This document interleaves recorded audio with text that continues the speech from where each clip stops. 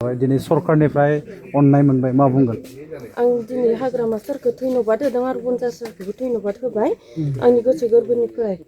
आं बेसेबांखिनि थाखा मोननानै आंनि न'खरफोरखौ मोजाङै खालामलांनो सानदों आरो फरायनाय गथ'फोरनि थाखायबो आं मोजां खालामलांनो सानदों। बेसेबां थाखा होदों दिनै? आंनो हाग्रामा सारा अननानै आंनो 3 लाख थाखा होलांबाय, आं बेनि थाखाय धन्यबाद होदों। सिगाङाव बेबायदि सोरनिफ्रायबा बेबायदि अननाय आं मोनफेरदों? मोनाखैमोनथ', आं मोनाखै, रावनिबो फराय आं मोनाखैमोन। आं दिनैसो मोनदों। आंनि गोसोआबो गोजोननाय मोनबाय दिनै बेसेबांखिनि थाखाखौ मोननानै। मा खालामगोन सानदों बे रांजों? आं बे रांजों न' लुना लानोसै सानदों गथ'फोरखौ दोननो थाखाय आरो बेबायदिनो मोनसे गथ'फोरनि फरायनायनि थाखाय माबा खालामलांनो सानदों, गथ'फोरखौ फरायनो थाखाय। बेनिफ्राय आंथ' बेबायदिनो थाब थुब जानाय खरसफोरखौ हाजिरा मावनानैबाबो जालांखानांसिगोन गथ'फोर देरजासिमखौ फरायजोबनो हानाय बायदि।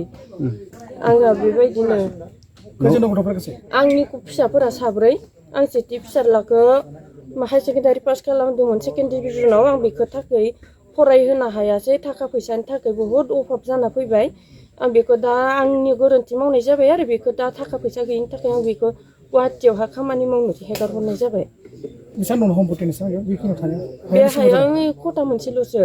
दासिमबो न' मोनसेबो मोनाखै? ओहो, मोनाखै आङो। एप्लाइ खालामफेराखै? खालामदोंमोनथ' आङो, खालामबाबो आंनो मिथिया मानि थाखाय मोनासै।